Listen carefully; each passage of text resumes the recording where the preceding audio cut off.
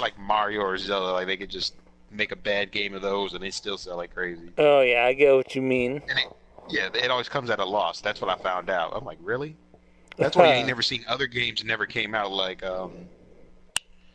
what is it, F Zero and stuff like that. I would like to probably play an F Zero game. I never played one Yeah. technically to this day, but Oh you know, man, same rules apply. I get what you mean though, because yeah, F-Zero. Oh man, they haven't had anything since the GameCube.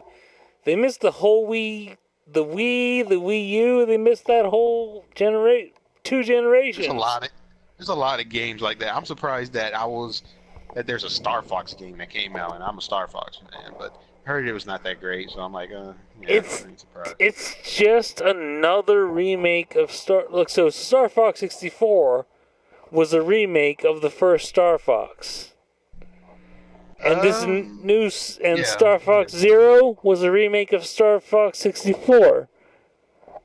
They've been making the same game over and over again. Oh no, I heard that. No, there was one on the I forgot which Star Fox. It's like on the 3DS. No, well, the It's kind of like a 3DS. No, wait, the 3DS version is a. It is a 100% remake of Star Fox 64. There is a version of Star Fox on the DS that is a new original game. Is that the one with the kid? Like What? like like no, like one of the storylines or something, right? Because I think the game has multiple different storylines, but Oh not no, yeah, you're right. No, there is a on the DS version of Star Fox. There is one of the endings where like Star Fox's son is a character. yeah. That's what I heard or saw about that. I don't know if it Yeah, was that one or not. I did not know they actually made a total remake of 64 on the DS. I probably should get that. yeah, on I always wanted Star 3DS. Fox 64. My cousin always had that on the 64. I didn't have funny the 64. I did not had no games. I barely have any games in that 64. It's sad, except for the main ones that you know everybody likes. I had Yeah. the first Mario Party, Oh yeah. GoldenEye. Who Oh doesn't like yeah. GoldenEye? Uh, then well, technically that's it because all I had was Rain Man and Mission Impossible, Oh like very man. obscure games. But I Mission played all. Impossible. Yeah, it's weird. I don't I know. I played. Oh was no. younger. So I'm like I No, remember. no, no. It's funny. I got Mission Impossible in regular Nintendo. I didn't even know that. I was like, no wonder. I was trying to remember what that game was. I got to go back and check what is my Nintendo catalog. I don't think it's as many because as much as I like to talk shit about Zelda, Yeah. my first Zelda game technically I have because I don't own any except Yeah. for this one. And you think I would hate Zelda? It's Zelda 2, but I Oh never really hated it during that time. But I know I was too young to play it because it was a fucking hard game. well, I just okay. So I remember I got Mission Impossible on Nintendo 64 just because I was really into GoldenEye. And as a kid, I was like, oh, well, if GoldenEye's a good game, Mission Impossible must be a good game also because it's also a spy video game. I can't even tell if it's a hard game or is it bad design because I have to go back and play that, as far as I remember. Uh, in my memory, it was bad design, but it might have just been because I was a kid and I was just, No, yeah. No, yeah, because I had that game too. But the funny thing is, I played a lot of 64 games. My cousin used to have a lot of that stuff. You know, even the first Smash Brothers, also all that stuff from Turok. oh man. That's one of the things I would like to collect is Turok. But yeah, Oh my, if I had to pick like my favorite game franchise, it probably would be Smash Brothers. Like, like even I now, want to like say it too, but I barely played that Wii one, and I understand unbalancing, and I don't want to mess with anything of that new one because it's not. See, this gets into a whole rant oh, you because you're into Melee. yep, the high competition, high fighting game, yeah, Melee. Yeah, Melee's the closest the franchise ever got to a proper fighting game. Yeah, And and it's funny that that game is an accident because he didn't want oh it yeah, like that. here's the thing: is like, because I'm on the side of like I prefer Smash Brothers as not a fighting game. I like it as a party game. I don't think it's a good fighting game, but I don't I, disagree with I don't anybody who thinks that Smash Brothers is a good fighting game. But I'm like, so I'm like of the mindset that, hey, having the items on makes the game unbalanced and takes away It's like from I thought it skill. was flair. I always thought it was extra flair for me. But Yeah, no, I can understand people liking it as a party game too, because it could be like a fun party game. But you could say that with a lot of certain games that play mayhem type styles. Like I never played Power Stone, but my friend he grew up in that thing and he played Power oh Stone. man. So here's So I did not play Power Stone when it came out, but in college I had he wasn't a roommate. He was a guy who lived in my dorm style area who had a Dreamcast, and he had Power Stone, and we had a couple more than one night that we lost just to like fucking playing Power Stone. no, yeah, no. The friend I'm talking about, I know him from college, and it's funny because he lived near where my grandmother lived. It's just I'd never seen him. You know, he's Yeah. older dude than me, but he never. I don't know. It's funny. He kind of a little bit dissed on the Dreamcast. I mean, I liked it, but I just never had one, and then that stuff all sold out. But Oh, I guess I because never owned a Dreamcast either. his reasoning, which I can understand, he's like, oh, because he grew up in the arcade scene, so it's like, Yeah. oh, all these games are just came out of the arcade, except for like, I don't know if Power Stone was on strictly arcade, or We're you getting, could play it here. yo, just a heads up, we were doing this as a test. We're getting people showing up and commenting on this. So they can hear us, huh? Yeah, well, I just wanted to do a test on this, but this was a good conversation, so I didn't cut you off on anything. And so I'm opening up my thing just to see what those comments are. I mean, do you mind if we open ourselves up to conversations on this? Yeah, it's no problem. It's no problem. All right, so somebody's asking if, like, are you just testing audio, or will you do something else? I mean, I think we're really just testing audio, aren't we? I don't know if you're interested in Well, doing. it's up to you. You were the one, started. You know, hey, I'm already off work, so I got the whole weekends to myself. All I right, don't know. Cause can you see what I'm doing right now? I didn't even ask you that. Cause this is a No. Little Big Planet that I got going on my screen. Yeah, I ain't surprised if you playing that. It's funny, another game I still ain't touched. Hey, but can you see me doing stuff on screen? No, I think I probably have to go on my computer and check. I don't know if you could do it on here, but Yeah, I mean, what are you on? Are you on your PlayStation? I'm just on the dashboard. I'm just on the dashboard right now and just playing that Final Fantasy music because I have the Final Fantasy 7, the whole remake background. Yeah, I'm just trying to see like start share play. Okay, I'm trying to figure out what the hell's going on because we were just doing this. I understand test because audio. PlayStation is known to not have the best configurations in their settings, so. Yeah. Well, I just find it funny because you and I were both just doing this just to see if we can broadcast audio with our But chat. they say they can hear us, right?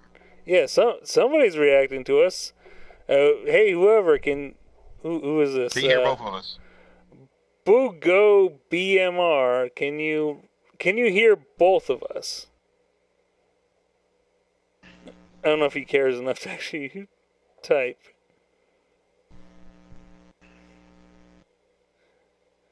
Only 2 buttons. Yeah, but it just, I don't know. It's funny because we were just like, we wanted to just talk about other, like, I just wanted to test things, but we entered into an interesting conversation, so I just let the whole thing. I'm probably going to upload this. Are you cool with that? It's no problem. Yeah, okay. Trust me, I've done a lot of fun, goofy stuff. That's probably in the internet. It's in the internet, but there's obscure because Yeah. unless you're in a big giant, anime community. Yeah. Well, like actually, something I'm worried about is like you can't see what I'm doing right now because I opened Little Big Planet. I can look. I could look in the freaking. Wait, hold on. Let me see something. I'll check. Yeah, if you can see because that's my main concern here is like if I can get you to show up on just like anything, I don't have to worry about it being a multiplayer game. Then that's cool. That leads to a lot of opportunities. Oh yeah, I can watch your podcast. I mean broadcast. Let me see. Yeah, because I Channels could now. like if it's just a single player. I mean, I could bring you along like Okay, yeah, Fallout. we can hear each other. We can hear each other. Yeah, they can Yeah. hear us. Cause Okay. I checked from watching your thing. All right. Cool. Okay. Funny, that's where I can actually look at the comments if I really want to do that, or Yeah. just free flow it. Yeah. That'd be good too. If like I could get like good clean recording for uploading it as a video, and you're in charge of like the comments and whatever. Oh yeah, man. That'd be a good thing to get into.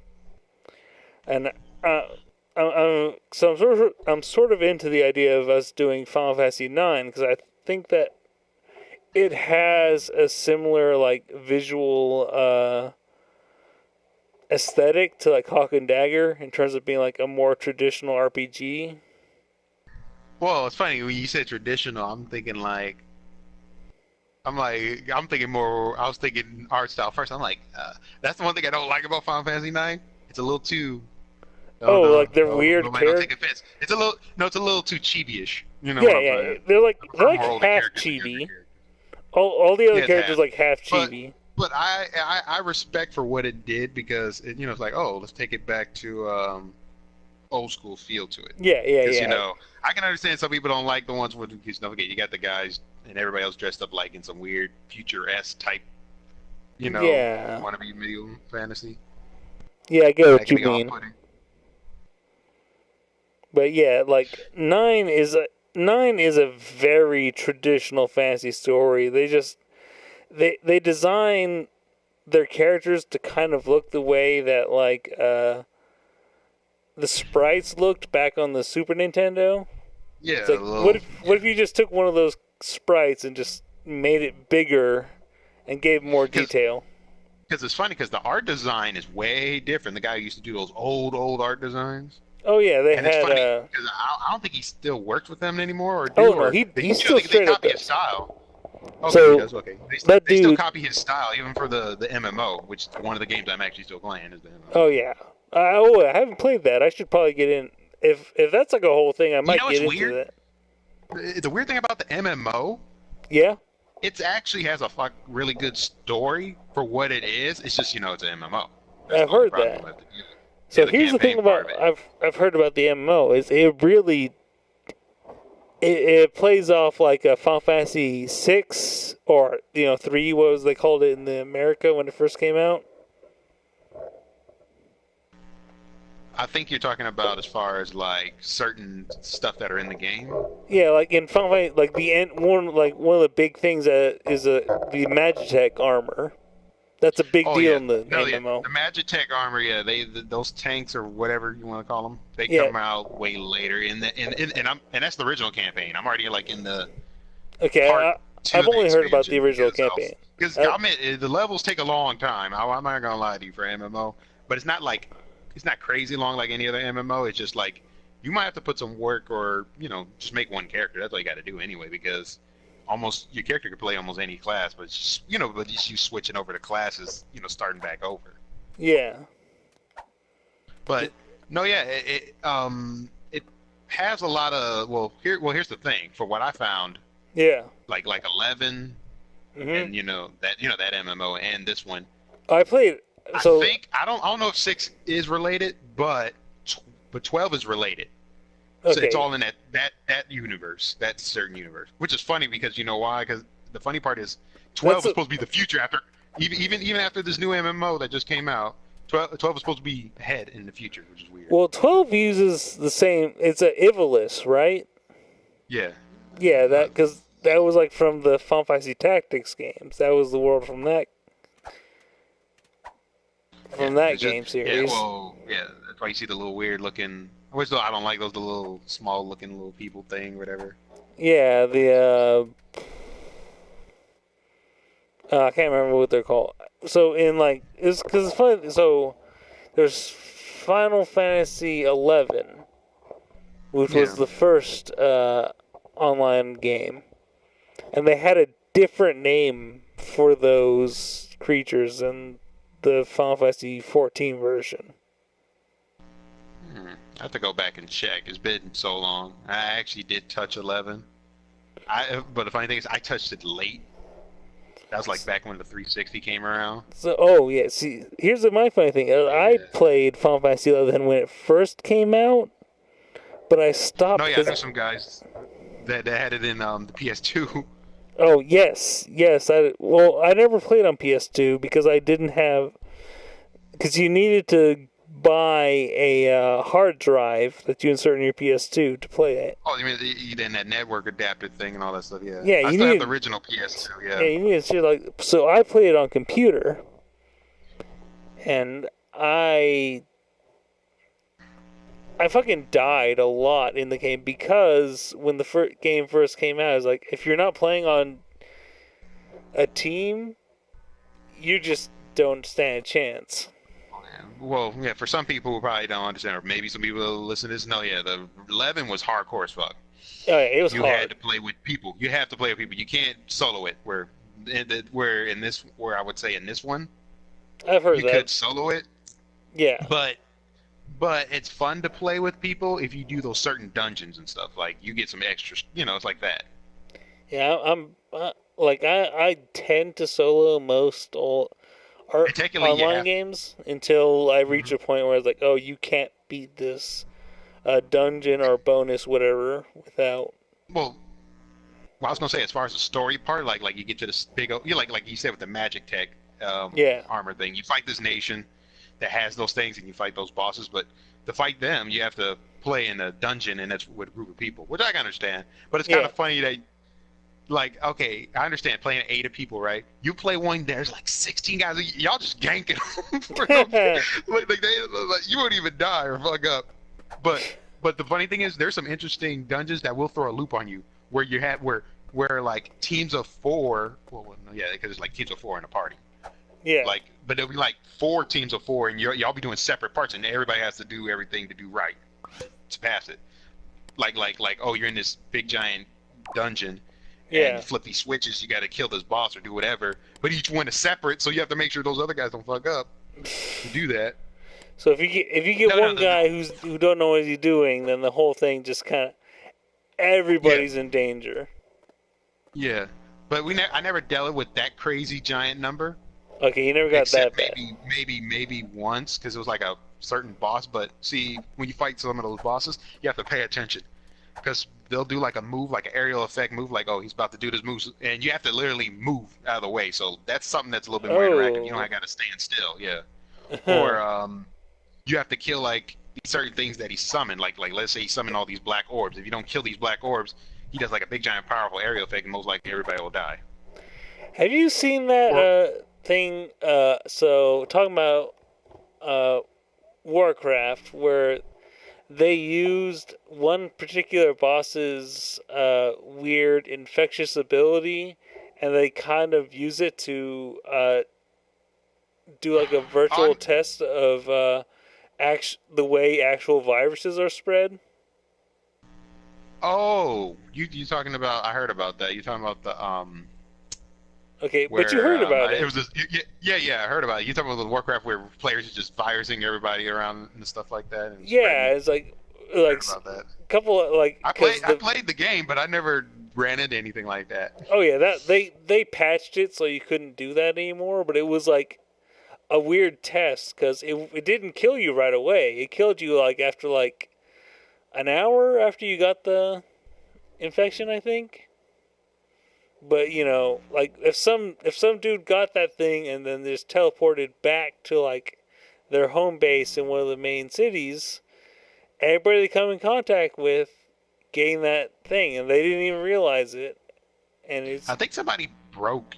I think there was hackers. People was broken on that part of the game. It was yeah. Well, weird. people like once people figured out you could do that, they started doing it on purpose just to see how many Yeah. people they could infect. So they're walking around town, shaking hands, not washing their hands or whatever dumb thing they gotta do to start affecting motherfuckers with that. But it was interesting just to see that Hmm. when like an MMO and like dudes still cite that in like actual like virus spreading. Mm. things. Man, Yes. Yeah. I'm recording all this audio, and I just realized in game, this is good audio. I mean, between you Okay. and me, I think it's interesting. All right. But I'm just standing in my. I'm playing Little Big Plan. I'm just standing in my pod because I kind of forgot that that's what I was. I feel bad about deleting this because this is interesting. Mm-hmm. I'm not sure if it's. So, so what are your thoughts? Should we upload? Should I keep this whole conversation we've had as an actual upload, or should I delete it because it's it's an almost nothing video wise? Oh well, if some people want to hear commentary or background scenes, I mean, I don't know. It's like how you do with movies. Okay, so well, my reasoning for saying like should I even delete it is because there's no Also, video for it. Half the time it's just my Little Big Planet character just standing on my pod. oh, well, I was gonna say, trust me, I've seen. Well, if you watch podcasts or listen to stuff, there's a lot of people, could shoot the shit just, talking. It could be just there in the background. I've seen Yeah, people just put like a GIF loop of something, and it's just people talking for hours. I think you're right. Okay, so even though nothing's I was, happening on I was this, gonna say, let the people decide. I don't know, is anybody commenting? no Commenting? one's commented on that aspect of it yet. But I think you're right that this is like it's good. It's basically just a podcast. This is a you and me podcast. This is a Transmorpher / Shotred podcast that just happens That's to fine. have video of Little Big Planet for no readily apparent reason. It's funny. That reminded me when I don't know if you listened to his, but remember when D-Zan was doing a podcast? D-San? Yeah, Oh, geez, I didn't. he Did only did he? like a few. That was it. Yeah. I remember that. Geez, what do he call his podcast? I can't even remember now. I don't remember. Dirty Ink? It was D-San doing the Dirty Ink podcast, right? Yeah, yeah. I found it was interesting for a minute because he was about to delve into some interesting stuff. Being in that world, how he got started, all the stuff like like how Yeah. yeah. Yeah, I Because he totally. knows more about this stuff. Yeah, because you two know more about this stuff more than I do. So Well, I think I have a lot to learn from him, but yes, definitely. well, that happens to a lot of artists and musicians. That everybody else learn a lot from each other. Yeah, I think that's true. I think the worst thing is like to be an artist and ignore the knowledge of your fellows. Mm-hmm. Oh, you got a comment. Let me see what that says. Oh, it's Tor Ostergren, and he says, Hi, Tor. We're just this was intended to just test whether we could both record audio together, and it's led into a sort of podcast? Is this a podcast? Just we'll call it a commentary. A little. This is a commentary. It's a commenting over me playing Little Big Planet, except not because I'm not playing anything, and I don't want to start any game because I feel like it's going to throw off my concentration on this conversation. Mm-hmm. But I'm No, trying. yeah. It would be kind of weird for me to get into a really deep conversation, probably that even playing a first-person shooter as much as I can almost multitask and focus on certain things. I would do it like more like, because like let's say we were having a conversation right now. Yeah. Yeah, if it was a one-to-one or a group of people, yeah, it'd be kind of tricky compared to like answering questions and in comments. Yeah. Because that's why I usually would put on like strategic game or something that Well, it isn't deep thought, but I'm not moving a lot reactive because yeah, so as a like the person used to game play a I've been lot of playing that I've been. shooters, you have to pay attention to a lot of stuff Oh, yeah. going off real fast. Yeah, Especially because multiplayer. like what I've been able to like actually reply to people to a lot and like you actually say something is Stardew Valley, which is like, are you familiar with Stardew Valley at all? No, I'm not. I saw you did. I saw you was playing it. I was like, what is it? I Yeah, didn't. it's real simple, but it's real slow paced. It's done in like uh slow time. It's almost like an RP. It's almost like a weird RPG visual novel combination where it's I'm like growing a farm or whatever in it. But either way, Oh, it's so real slow paced. I can talk the whole time, and it's not slowing anything down. I'm trying to remember But the name of that game right now. So it's like it's funny bringing back Nintendo. Um, Harvest Moon. yeah, no, not that one. Wait, it's another before Harvest Moon. Oh, geez, that's I can't even think before Harvest Moon because okay, so Stardew Valley is really You know, it has the guitar dog. I'm trying to remember KK Slider. I'm trying to Guitar remember. Dog, like Guitaru Man, or No. Somebody can answer this. I don't know. I'm going to screw this up. I'm trying to remember it right now. I mean, you can whatever. If I have to describe it to you, I'm like, you know, where you're the little kids, you got the little animal people all around. Animal Crossing, is that? Animal Crossing. Yeah. Yes, that's what I'm thinking of. Oh yeah, that's so. Oh, Stardew Valley is a lot like Animal Crossing. I totally get what you mean.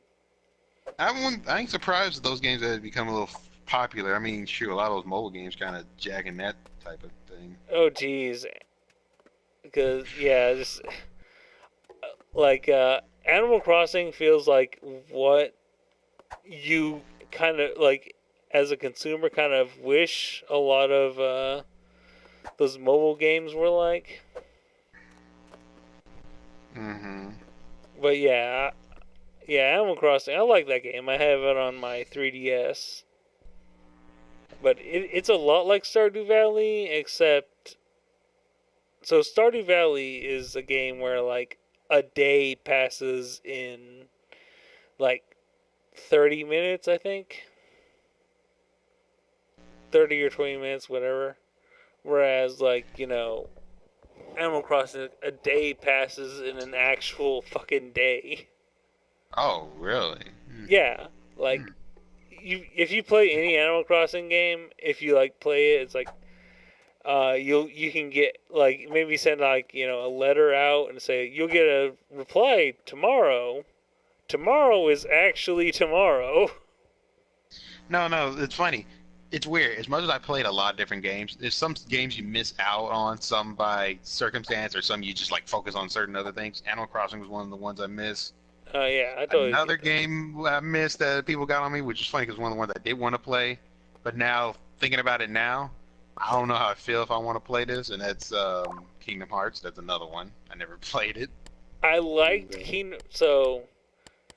Kingdom Hearts, I liked when it came I think my out. biggest gripe about it now, from what I know, is you got to play all the rest of those other little side story games to get the. Oh my god, they got so. So I can't go from one and I can't go from two. So I'm like, So okay, so this is a I pro. what do you think about this? Kingdom Hearts 2 came out on the PlayStation 2. Yeah. Kingdom Hearts 3 skipped PlayStation 3 entirely, and they had like a ton of like PlayStation. 'Cause I can't think of how many games there are off the top of my head, but I know for sure we had PlayStation. Like we've had a remake of both games come out multiple Well, okay, times. I'm gonna estimate besides remakes. You mean those other side whatever games? I don't know, it's Yeah. probably 7. I don't. I'm just estimating, so I don't know how many. Okay, So. so I'm trying to think about it. Like there was a Game Boy Advance game that came out, so that's like a whole thing. There was a PlayStation Portable game, a PlayStation Vita game. There was Well, I'm gonna say Game this. Boy. there was a DS game, a Nintendo 3DS. I'm thinking of 5 just off the top of my head, and I'm Well, okay. If we're talking about just going to the sequels, like actual full sequels, like 1, 2, and 3. yeah, To be fair, Japan, those people they tend to take too long to do certain things, yeah. and it's not, and it's weird. It's not just like they actually trying. It's just that's if they feel like it, they want to do it or not. Where over here in the West, it'd be way totally different. Because don't forget, you forgot Final Fantasy, 15 didn't come out to like more than 10 years. Well, here's the thing: is like And hell, even for this remake of 7 that's supposed to be coming out. Well, here's my thing about that is Final Fantasy 15 didn't come out after 10 years or whatever. But it's not like they had Final Fantasy 14 come out and then it took 10 years to get to 15. It was like when they announced Final Fantasy 13 back in Final Fantasy 13 came out 10 years ago, I guess. Well, it's more than 10, but yeah. Yeah, and sorry, I said that out loud. 15, I feel old. I think somebody said 15 years, but I don't think it's that much. No, sure, it's not that old. But anyway, they announced it around so it was called Versus 13 back when it was first announced. Yep. And it was just then Final Fantasy 13 came out, and then they had 13-2, then they had 14. Then another 13 and Returns. Yeah. They had 2 more games of 13 and those other stuff, but yeah, between 14 and 15, there weren't that many years. And that it's weird though because they probably might have just been putting that off because by working on doing those things. So you'd be surprised. A lot of companies do that. Yeah. Hell, I'm surprised that you find there's for certain video game companies, they'll have a game, even if it's finished, it's scrapped. Nobody can even touch it. Nobody can even find it or play it. There's some games that are like that to this day. So here's the thing. I actually I know a decent amount about Final Fantasy 15 against Versus 13, just because my wife is really into Final Fantasy 15.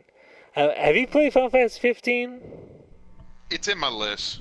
I've seen it. It looks interesting from the bat, but have you seen the characters? The main characters. Yeah, I've seen the characters. So you can understand, my wife who's into anime or whatever, sees there's these pretty boys all on an adventure I don't know together. It's funny, we never did talk about this. I don't know if you're into the big and whole anime scene. I know your wife is because I could tell by her art style drawing and stuff she does. So. Oh yeah. Oh, so what you asking? No, I was asking, are you big to the whole anime thing? I like anime, and I'm kind of weird because I'm one of those people who in the 90s and early 2000s would watch anything if it was anime. So it's oh shit, this is anime, I will watch it. Okay, I didn't see how it was that weird, but yeah. Well, I mean, do you know where it's I bought actual at Sam Goody or whatever other video sales I'd buy. It's oh, it's an anime, I'll buy it, and then I get it, it's oh, that's this is you're just testing out the waters of anything, huh? Yeah, this is some stupid a lot of it was oh, this is super violent and that's neat and all, but the story is actually really terrible. Okay, have you ever? No, it's funny. You probably heard of this guy too. You heard of Barry the Sage? Yes, I was about to mention. Yeah, that. No, yeah, I've seen his videos. I mean, I got some arguments with him on certain things, but the funny thing is, he is a true anime watcher. I don't know if he watches any new stuff. That motherfucker's honest. But he's not a manga reader. He doesn't read, but. Yeah, he doesn't read manga. He doesn't keep up with but he knows anime from my age of anime. I knew enough about that stuff too, but I was probably a little younger, way too younger to know. But I came around then later looking at it. But I mean, so I'm 31, so I started watching anime when I was young. So my first exposure to anime was fucking. It actually was Dragon Ball. Well, actually, it was actually. You know what? I remember my first exposure to anime. I don't know if you remember this at all. I do, but I don't know which part in order. But it definitely wasn't the known shit. It was obscure stuff. No, First. okay, so I want to tell you, like, my first anime that I can remember off the top of my head, which I didn't even realize it was anime at all, was like this low budget Beauty and the Beast anime that came on early morning on some public access channel. Oh, public access. Yeah, just some shit. It was from. I mean, whoever released it in English, they were just like, well, this is the animations. They didn't care that it was anime. I 100% guarantee they didn't care about that. But it was low budget. It was basically it's a really shitty low budget Beauty and the Beast cartoon, but it was anime. Actually, so it was it was one of those ones that were catered to the West, and it wasn't like affiliated with. I mean, the art style was. It wasn't like an adaptation. It wasn't like an episode of some good series that just happened to be released or whatever. It was just some shitty anime. Okay, I got you. No, because some people don't understand. Like I'm throwing this as an example. It is like if Avatar, for example, was, or what's a better example? I'm trying to think of a cartoon one that's made here. Okay, that's like if saying that's just like if saying if Darkwing Duck, right? Yeah. Was the art style was made from Japan, but it was an American cartoon. It's still affiliated in that thing. Yeah, it's like it wasn't like Sailor Moon's case where it's like, oh, it was an anime, but we're just dubbing it with, Well, I mean, it's sort of like like Darkwing Duck was probably mostly animated by like a Korean like animation crew or whatever. I mean, but like this is like, what if you took that same animation crew who like makes these like American shows, and what if you just asked them to make their own show without giving any guidance or whatever? No, I understand. No, but yeah, that's why you were talking about Korea, because even Japan downsides, because certain shit take like a lot of menial work, and sometimes they even outsource their stuff to Korea too. Because I remember like when I was younger, that to me, so I actually before I actually went to art school, I actually thought being like an animator would be a good job. Not just like, a key animator, like somebody who organizes animation. I thought just being like, an animator working on like the line or whatever would be like a good job. And pretty much after getting into like art school or talking to anybody who's seriously into art, it's like, no, do not. If you want to be an animator, aim to be like the animation director. Don't aim to be just some guy on the line. Because let me guess. Because you being on the line, you can't tell if you won't live that long. Or in the job, basically. Yeah, I heard enough about. Oh yeah, you guys, especially you, your type of field, yeah. Y'all get screwed over real bad, even in gaming, which just sucks too. It's just a sad thing. I know. Hear those guys like, oh yeah, we doing this thing for a game, 6 months. Oh yeah, we have the job. Oh yeah. So here's the funny thing so I draw porn for a living, right? Everyone I know thinks that that's what I do for a living, because I just tell them that I'm working on a video game. That's my lie, is I'm working on a video game, because 90% of the people I know in my like real life, they don't have a means to check on that. And it sounds kind of impressive, but I know it's not a good job. Depends who feels about it, but yeah. Yeah. But yeah, I tell you folks, you probably got one of them that be a curious eye to look. Mm-hmm. Dude, here. It's like the only problem it's gonna have is like eventually they're gonna be like, hey, can you give me some like some promotional material from this game that you're working on? I was like, sure, I can.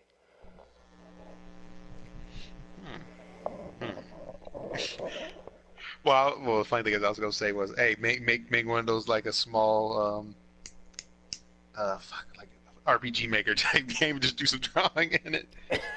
Like, hey, there you go. I made a game out of here. There you go. Or you send them a little demo of it. No. It's like I gotta pick like a because we're recording this. I don't want to say because I am pretending to be involved in a real game, and I feel kind of shitty about it, and I don't want to say out loud which game I'm pretending to be involved with. But it's not malicious. If anybody hears this and hears me saying like, you're just saying that to people you know in your inner circle, right? Yeah, I am not pretending online. I have never posted on like Facebook or it's like, oh, I'm involved with this, critically acclaimed but crowdfunded game that I'm involved. That's funny. No, it's funny because, some of the podcaster guys I listen to mostly live where you're at in your state. Cause, y'all gonna know, he's from Texas. They don't live in Texas. No, there's some game creators in Texas, strangely. Oh yeah, I didn't even know BioWare was one of them. Yeah. Yeah, there's some out here or way up north and stuff. Like, I have a friend. It's funny because we know each other from the anime community, but he lives like real close by. He used to test games around here. I've never tested a game. I kind of wish I had at some point. He tried it. It's all right. It's like a whatever job thing. Like anybody can get some quick paycheck thing or whatever. Yeah. But I remember he used to show me like because they really do get on that what type of status. Don't want you saying shit or whatever. Yeah. All that stuff. But you gotta be smart to keep your stuff under wraps. But I remember you telling me he tested Call of Duty, Modern Warfare 3, and all those other stuff. He was telling me some of the bad error problems, issues. I'm like, okay, that's interesting. But it depends on it depends on how big the testing is because I remember back in the day they used to play test games a lot, but now it's like whatever. Or they want you to play test certain things, see if it's working right. So it all depends on the creator of the games. Because I'm sort of reminded of the dude from are you familiar with the Two Best Friends? Yep. Yeah, like Matt. He's been doing these. He calls them the Bug Report, which is just like him recalling working at because that's how he got his start, was doing bug testing and quality assurance on major video games. It's weird. I heard some of those dudes had working good job. I think it's probably Wooly and maybe Oh yeah, Wooly. Yeah, that's how Wooly and Matt know each other. Ah. I think that's how all of them knew each other. Now I think about it. Okay, I'm curious because I know he does this fun shtick, but I'm curious. Is Matt Canadian? Yeah. Oh, they're all Canadian. Oh, so they're all strict. Okay, so they're all definitely. Yeah, actually, he's Canadian, and all the times that he's talks about being American is every time he talks about being American, American is the joke. Being Canadian is the truth. Yeah. It's so weird because somebody who's from Canada that and funny, I went over there for a little bit. It's there isn't really much difference between us, except maybe you never saw certain laws or never been to the South or whatever like that. And I know the only weird thing about them is if you care about the people who live in that French lifestyle, French quarters type stuff or whatever. Oh yeah, because being French Canadians totally They're French quarters, not ours. Yeah, because it's why are we in one country together? But given the facts, I don't think it's better we not go together. But yeah, I know they're all straight up Canadian. Apparently, I just like the joke Wooly's the only black person in Canada. It's a very white country. It's very weird. It's very mixed around, kind of here. Yeah. I mean, there's really barely any differences between us. There's just barely a few laws, and depending, of course, where you live in. Yeah, it's like we're almost the same country. I mean, you could travel from like America to Canada. I think Yeah. you barely. I think you do need a passport, but it's other than that, you almost need nothing. Well, the funny thing is, I crossed during the time when I didn't need a passport, but yeah, you do now. Oh, you I did crossed need a over. passport at some point? I didn't No, even know back that. then. No, it was like 2009 or something. You didn't need a passport. I just Uh, crossed over. We crossed over from Detroit. okay, that's not Detroit too Bridge. much time though. But yeah, I don't know. So, I've only ever left the country once, and that was like when I was a kid. And then we went to Tijuana, and that was kind of there were I'm surprised. so this was like the mid to late '90s. I can't remember what year it was. Went to Tijuana, and the main thing I remember from there was just bootleg Pokemon pinatas. They had them all over. There was mostly Pikachu, but they had other Pokemons also, and they were all just pinata versions of those. Funny you talking about pinatas. I thought you were gonna say other stuff. I mean, there was other shit as a pinata, but like that was the ones when I was a kid in like the post '96. Man, I was a kid who was obsessed with Pokemon. I had like two Game Boys and both versions of Pokemon. I think I died out after version 3. After Ruby and Sapphire. Oh, you're going. Here's the funny thing: is like I was hard into Pokemon Blue and Red, and then Pokemon Yeah, Yellow, gold. and then Gold and Silver. After Gold and Silver, I didn't give a shit. That No, number no. got way Mine was too after. high. Yeah, mine was after the third one. I still ain't played the DS ones from the fourth gen. Yeah, I didn't play Gen. it. So I gotta admit though, I got back into it on X and Y on the Yeah, 3DS. I did that, and that was horrible. Yeah, I shouldn't have did that. My that was friend, cool. bringing that back. My college friend, he the same dude. He knew the whole. He's gamers like us or whatever, but he knew the shit in and out, EV training, all that shit, and then he realized I think it's after Platinum, those ones. That's when they started doing black and white, and he's like, you know what, this shit is the same old shit. No, like Nintendo ain't trying, and when you really see it in X and Y, it's They like really aren't. So here's or they dumbing down the game, try to suit everybody. It's like, you know what, this ain't for me no more. This ain't a challenge, or this ain't whatever. And it's funny because I got that last one. Sun and I Moon. forget. Yeah, Sun and Moon. I got the moon, but it's a lot better than X and Y because I still ain't finished X and Y. I heard how bad it was, and I'm like, let me give it a shot. I'm like, yeah, it was that bad. The game fucking the hell. X and Y is good if you haven't played any of the other games and you're not thinking about it too much, but Sun and Moon's a lot more interesting. A little bit better. It has certain problems, but yeah, it's So one of the things I kind of like about Sun and Moon is I got relatives who are native Hawaiian, and the game respects native Hawaiian culture enough. It's not like super, a great representation of native Hawaiian culture, but it means a lot to me. It's bare bones. It's not gonna go all out with it. I mean, so I'm like Native American. I'm Navajo, straight up, 100%. Well, actually, I'm 50%.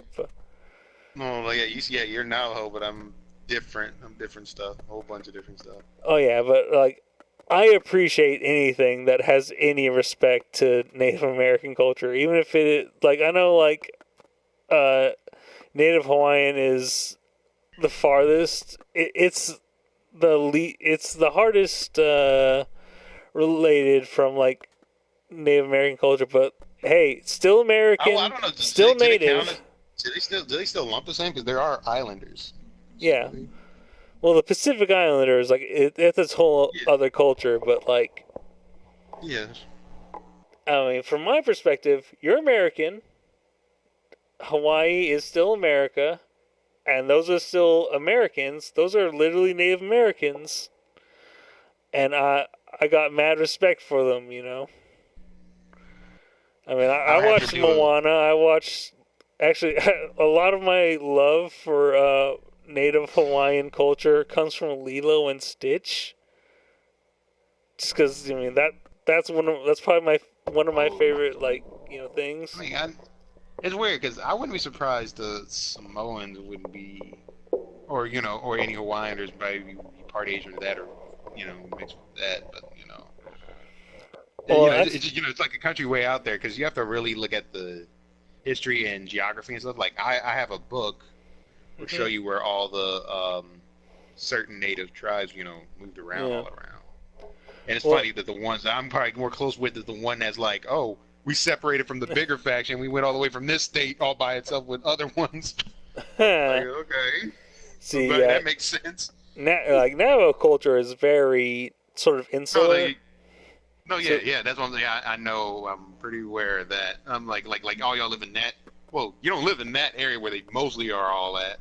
But I'm saying like imagine if you're like that smaller group of them, but you went all the way off somewhere else.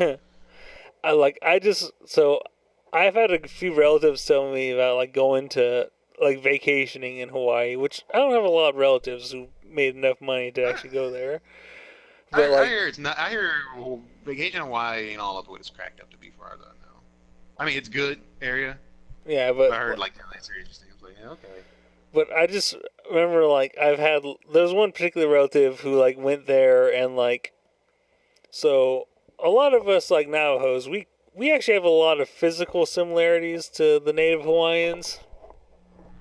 So I had a relative who went there and like a bunch of like natives invited her to like a party. Like, yeah, come on, it's just us people. It's like, no, I'm not one of you. I'm Navajo. I just have a tan. It's like, you're one of us. You're natives from the mainland. No, it's funny. No, trust me. My dad gets mistaken for a whole bunch of stuff, so. Yeah. No, but the funny thing some people don't understand, looks can be, deceiving. I mean, I guess, this might be going a little too deep into whatever, like, what you look like in a lot of ways determines how people treat you. And even if there's a lot of dudes in a lot of people in the world who don't want to admit that, but yeah, straight up, if you look a certain way, there's a lot of people they're gonna judge you based on that. Mm-hmm. And I don't want to get into a whole political thing, but there's no way to deny. If you're denying that, you've either led a very stupid life or a very lucky life. Yeah. But a funny thing is, we were talking about the whole Hawaiian thing. I was going to bring up was, you forgot Japan loves that area, that country. They wanted to take over that area, so bad. I mean, I don't think you can play. A lot of people like. You've seen a lot of animes and stuff like that. They always wanted to go to Hawaii. Oh yeah, I mean that's how. They did that in They did that in Persona 5. It's like, oh yeah, we're going to take a trip there. Because that's kind of how we got to this conversation. We're talking about Pokemon and like that new game was like Hawaii is. It's interesting because like Japan has like a really strong connection to it emotionally because there's a lot of like Japanese culture says that's like the same people who well, don't forget, for them being a country and an island, they love those specific type areas and other islands and stuff like that. Hell, I mean, if you go back to even back in the freaking war, I mean, Yeah, World War One to even World War Two, they wanted to take over some of those areas. Or hell, even pick fights with China. And I'm yeah. getting that shit ain't forgotten. So China's still acting crazy, like, oh, Japan's gonna attack us. I'm like, they don't even got a fucking army. Man, I just think about like you mentioned like Persona, and that's another one of those games where I don't. I kind of was like that'd be a good thing to play for like streaming, but that would be time consuming. It's a fun game overall, but I liked it. I've so here's the thing. I played Persona 1 and Oh, so Persona you, 2.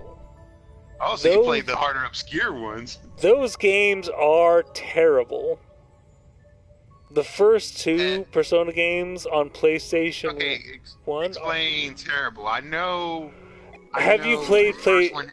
have you played I Persona 1? oh, I know the first one is a challenge, or they made some changes to it because I heard the game's Okay, even harder than here's the thing. supposedly. Okay, well, I think you might be right. It might not be terrible, but I played Persona 1 when I was in like my early teens, and you get to it, and like you don't have any of this like social interaction stuff like you got in the later Personas.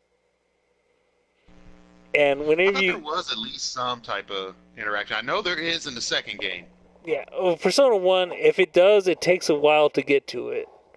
And the main thing of it is like you're kind of exploring the world, and there's no like overhead map. Like it's just like The Sims. You Oh know yeah, that little like diamond that floats above the heads of the guys you're yeah. actually interacting with. Hmm. Imagine a game where you're only playing as the diamond, and you're moving across like a map. Not like, a whole interactable world, just a map. And the I little mean, I know they did diamond, it to where they had that first person view walking around the maze type deal. yeah, it had a bit of that too once you got into the. Anyway, Persona 1 was not good.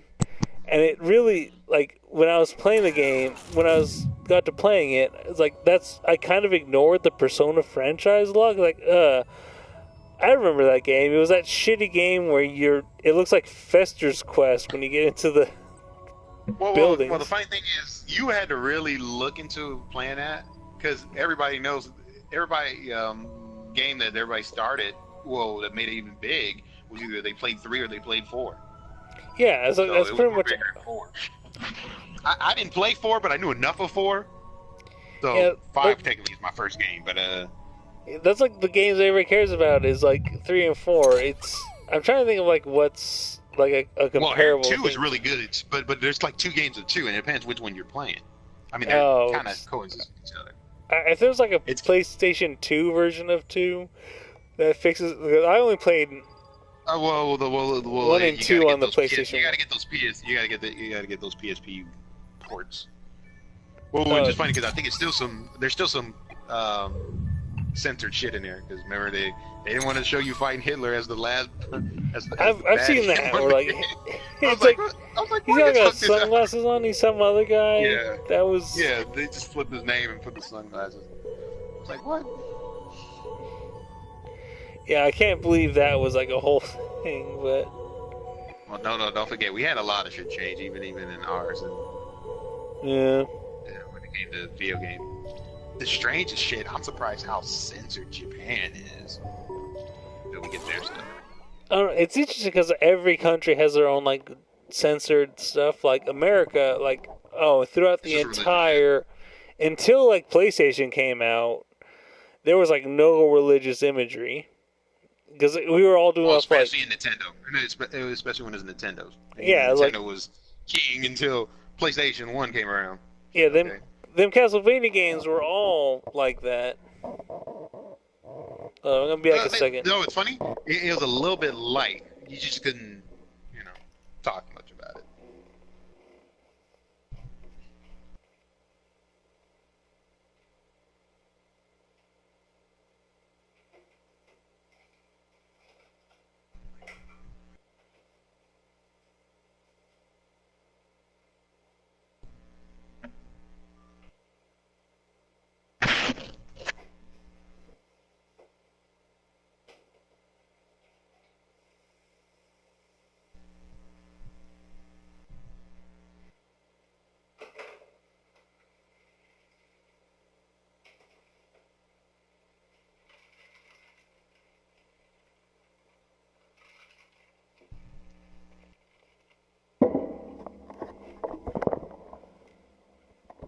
Alright, I'm back. But, yeah, what I've always heard about in terms of censorship was Castlevania.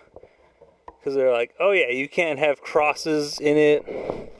Can't have, blood, zombies, whatever. No, it's weird because I think in the earlier times they didn't give a fuck about putting blood and stuff. But it's weird. It's like after PlayStation, Yeah. around the 90s or got up, they started censoring shit of their own right. Like if you ever played, what's the games I'm thinking of? Tenchu. Like if you ever played the Tenchu games, we got all the decapitations and stuff. They started taking that stuff off. Oh yeah, there's like weird. So weird. See, that's the thing. They used to show some bloody fucked up anime if you saw stuff. All right, well, because like earlier it was like religious. Sorry, where you go ahead? Mm-hmm. Well, so what I'm saying earlier, it was like religious stuff was getting censored super just for being religious. Then later on, it was more just violence. Yeah, they're right. Cause yeah. Oh geez, I played a little bit of. I was so bad at the Tenchu games. I'm really bad at stealth games. I gotta say that outright. There's a certain pattern to it. Depends how good of a stealth game is first. There's a certain pattern where you can get around stuff like that. Tenchu isn't really that bad when you finally figure out how it is. I got the flow of it. Oh yeah, I don't think we're ever gonna get another Tenchu game. Yeah, I think Tenchu. I don't think I ever got into it, but seeing it afterwards, like, oh, I could have done that if I was more patient. No, I remember playing well, depends how you feel about Metal Gear being a stealth game, but I remember playing damn, I'm trying to remember that game. Sam Fisher, his games. Oh, yeah, the. I was gonna say Sight Filter, but I'm like, I don't think that's not the right game. No, it's something. Yeah, Sight Filter is like the. No. I know what you mean, but I can't remember the name of those games off the top of my head. I've heard them. So if I heard it if somebody else came in like out of nowhere and just told me the name of it, I would totally. So here's the funny thing about I'm trying to think of the name right now. But if you ever played the first one, yeah, you was limited by one of the stuff you can do. Because there's certain okay. If you ran out of ammo, you screwed, and you do like this weird like punch attack to them, and it's like they're not gonna die. You had to do like 8 or 5 hits or something like that, and you're just gonna die anyway because the guy will shoot your health. So you couldn't screw up in that one. Yeah. Because when later games you could do a lot of more. I kind of like stealth games that give you the room to just fuck up. So kind of my favorite stealth game in quotation marks is like the Batman Arkham games. Because it's not really a stealth game, but it has enough stealth stuff. And if you fuck up on your stealth, you're still Batman. You can still fuck those guys up. No, I mean no. Technically, there is stealth parts in that game. Oh yeah, it has. And you have to beat it to doing certain stuff with stealth. If you play it like 90% stealth, you'll do way better than a dude who's playing it like 90% action. I mean, like 10% stealth. And I know, there's certain missions, there's certain areas in the part of the game where you have to do stealth to win. Yeah, but like that's the kind of stealth I like. It's not like Metal Gear, for example. I didn't want to throw a Metal Gear much, but I like Metal Gear, where you could play this whole game almost without stealth. Maybe like one part they might make you have to. That's actually kind of like the only Metal Gear game that I've actually beaten was 4. And it's mostly because I'm bad at stealth, so I would every other game in the series, I would eventually reach a point where I just couldn't. My patience wouldn't let me beat it.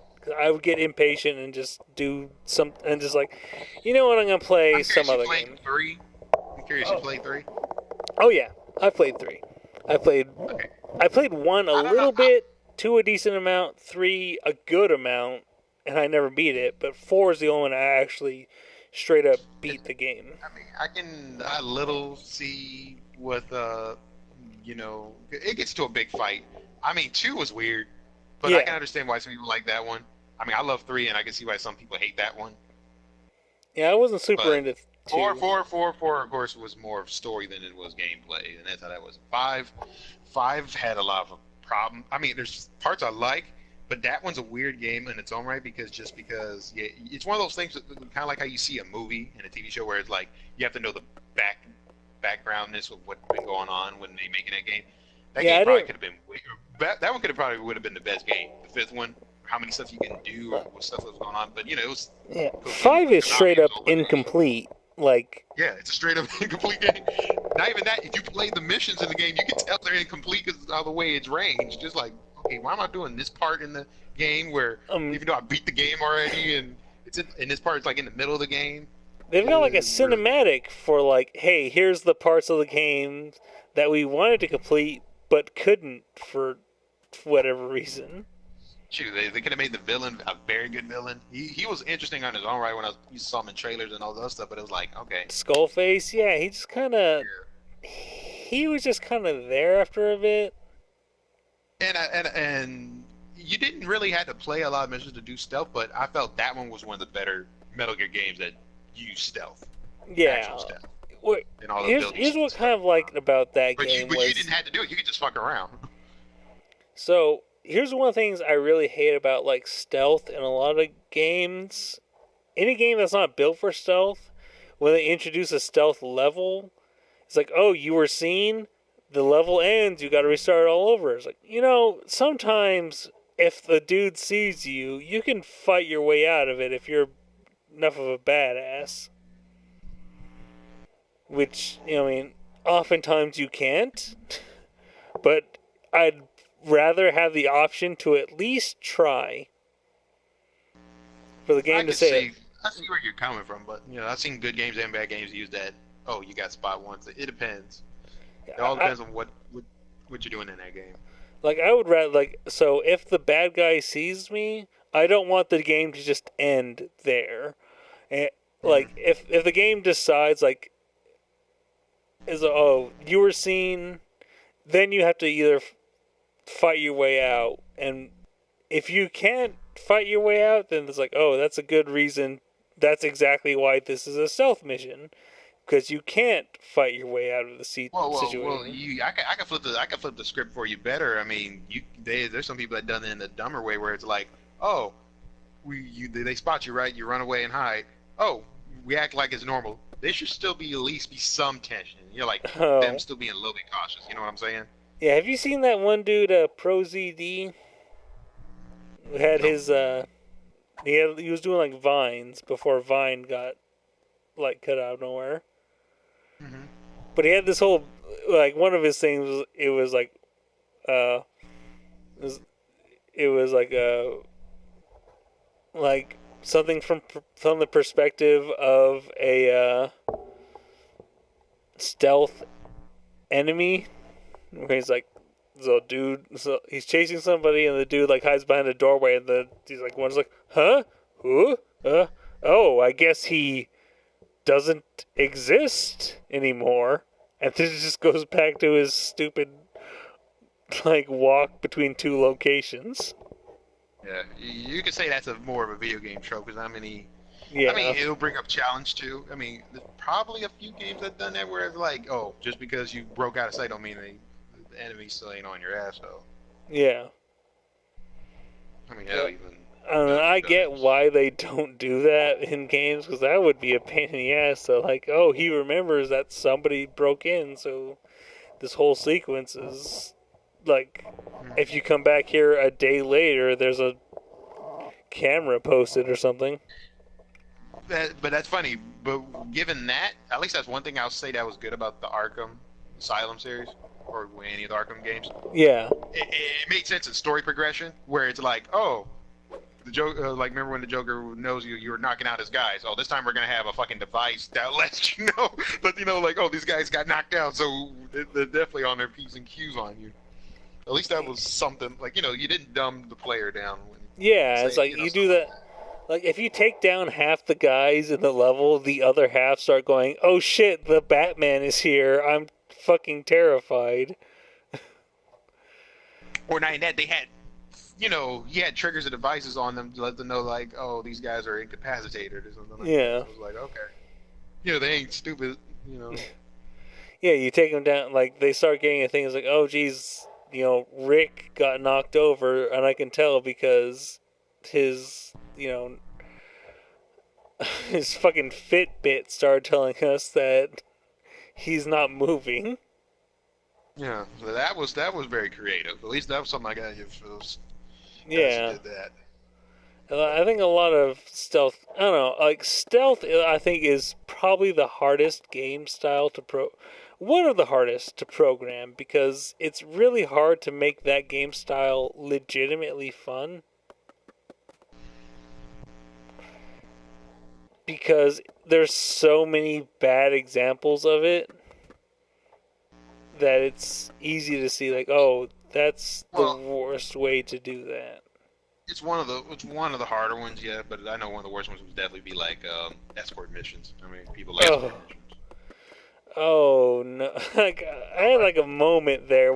As soon as you said the word escort mission, I was like, I mean, the only ones I ever liked it once in a scenario, like like a survivor scenario. Once I remember once was playing a certain mission in once in Fallout 3. That was it. Which one in Fallout 3 was? All right, when your dad dies and all that other mess. Yeah, yeah. I know Fallout 3. You had to escort those people. Yeah, you had to escort all those people. Yeah. That's the closest thing that was good enough for an escort mission for me. Like, okay. Yeah. It flipped on my toes a little bit, and then one thing that sucks, if you had that one DLC, the Broken Steel. Yeah. It actually had a fucking hard ass enemy. I think this was bad. This could be from bad game design. It actually had a hard enemy in the fucking game. It was the forgot. It's a feral ghoul, but it's a different name kind of ghoul. But it's that hardest one. Yeah. I remember you're I like never level bought 20 any or of the DLC. so, I gotta say. Well, yeah. If you have it, because it's weird, because the ghoul has like a weird cartoony face. It's like a lumpy cartoony face. I guess because it's been rotten all the time. And this creature can kill you quickly. Yeah. Even if you're like a high level, and it's like you're level 20 or 30 going, like they did it in a locked door, and you open up that locked door, that creature was in there, so it's like, I was like, oh shit, and he started killing all the NPCs and stuff. It's like I couldn't kill it because the thing was too powerful, and those creatures regenerate their health, so it's like, yeah. Screwed. Oh man, I haven't played Fallout 3 in so long. I think Fallout New Vegas basically erased Fallout 3 from my mind because it was so much better in almost every way. It's funny though. Some people I hell of a like that game hell more than this one. I haven't even. Than Fallout 4? Yep. Fucking hate it. I totally agree. Fallout 4 is not as good as Fallout New Vegas. Given up to what we were talking about the Pokemon situation, they kind of really dumbed down that game. Yeah. Hell, no, technically they not only they fucked up on certain mechanics of the game, they even fucked up lore. Yeah. And now they say no, they didn't even say, oh, that don't count. I'm like, the lore that you fucked up on was from Fallout 2.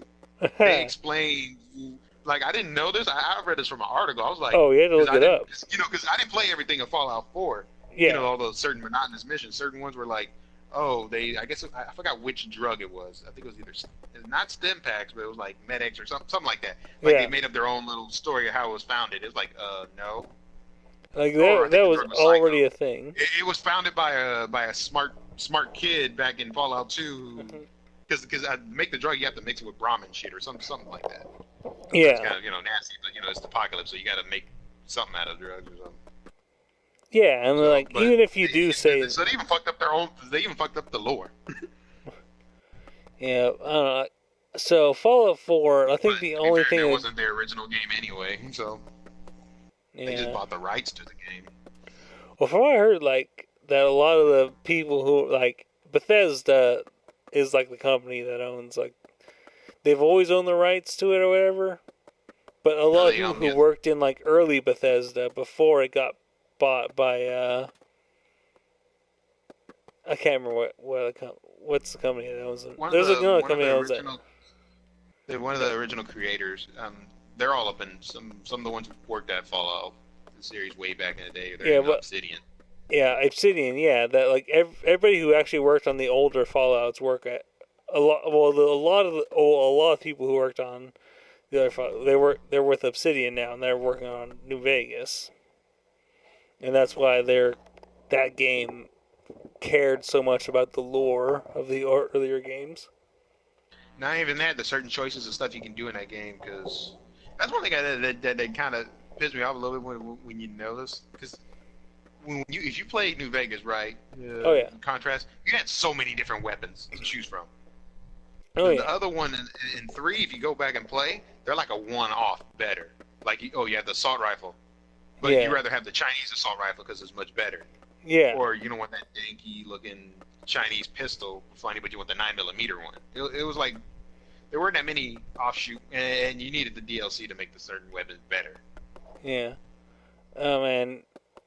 So I never finished.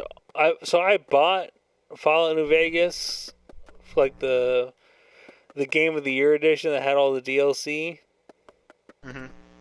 But I was playing it on like my PS3, and it just kept crashing, and I was so disappointed because, like, To be fair, it's the PS3, yeah, I feel like that's really where it falls and to. their games are shoot, even Obsidian. When I'm saying Obsidian, Bethesda's games never worked well with them.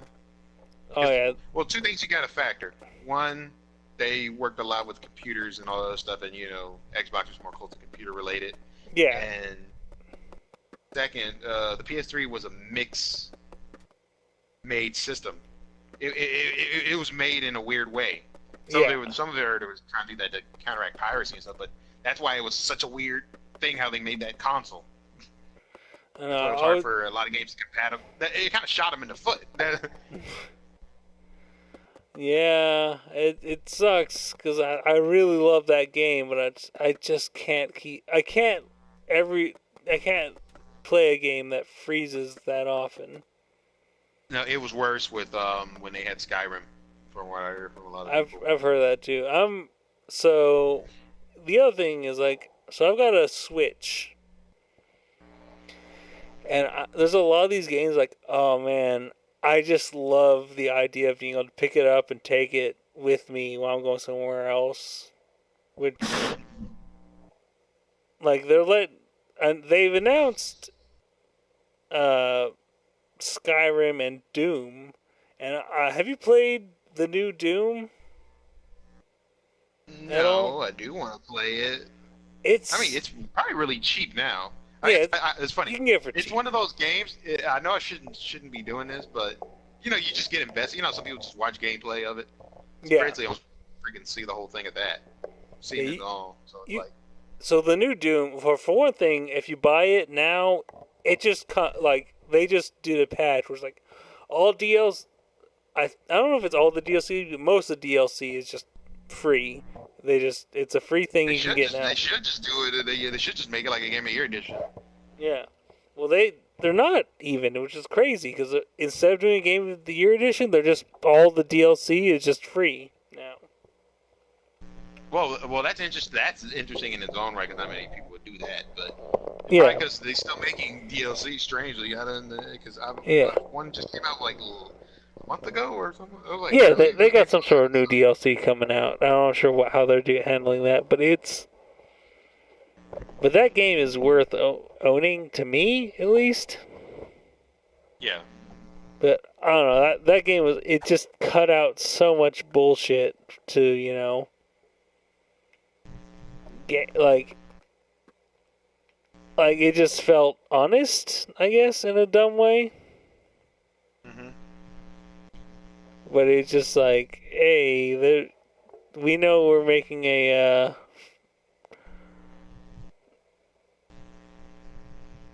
like a Doom game. So here's what really actually cemented me in like caring about the new Doom. Was like one of the earliest things you do in the game is you come across a computer that starts telling you the story, and the in-game prompt is just to punch the computer. You're like, fuck the computer, I'm gonna get a shotgun and start killing demons. I don't need Yeah, to the know game the is story. yeah. The game is more stayed to its roots. It's more about attitude. Yeah. It's funny because I never grew, even though Doom came around the time I grew up. You know, it was during the time when you had to play a lot of computer games. I Yeah. didn't get into. I played it later. Funny, I played Doom 3, and you know, I get a little with hard games and stuff. That version of it with like The with part that always got me in that game, that pissed me off in that game for that hard game is, oh, my flashlight is separate from my gun. Huh. I'm pretty sure they did it on purpose, of course. But it's like, you got things now that can hook a flashlight, or you can just duct tape the shit together. Yeah, it's like I find that funny just because like the original Doom was never really a horror game. I guess for some No, yeah, people it wasn't. was because it's like, oh geez, it's so scary. It's such a scary concept. Demons, how scary. Oh, well, it can scare you as far as like, oh, enemies popping in, so that you do fight invisible enemies sometimes. Yeah, but it's Yeah, but it's funny. It kind of got rid of the people who wanted the horror aspect of that game. yeah.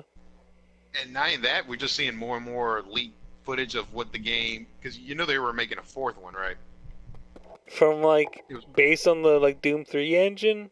yeah, well, something like something like that. It was supposed to be, oh, as far as what I know, the bits and pieces of it, it was supposed to be like, oh, the demons came to Earth and heaven's helping you out and all those other fights and stuff. There's still concept stuff in here, even footage and all that stuff. But you know, it's scrapped. And you know, it's taken back to its roots. So since Bethesda own the series now, Yeah, I'm not too surprised because that was. it probably would have been interesting for what it is. But you know, it's one of those things where you got a game been that long, most likely it's gonna fail or scrapped or you know anything like that. That's what Yeah. happened with Duke Nukem. And it's funny they're remaking that again, they're trying that again. So, Oh man, they really need to. Cause, so I guess my thing was I like, heard there's no. The funny thing is, I heard there was interesting concepts, and if you don't know about how Duke Nukem is, you know, he's very raunchy. I mean, I saw one who's like, oh, he's just slapping titties and stuff. I'm like, well, that is his nature. yeah, It's just, you know, heard certain mechanic problems also because that game got passed along way too many times. So you could tell that game was going to be bad. yeah. Well, here's the thing: is like they weren't willing to throw away the bad ideas in favor of just, you know what, just do.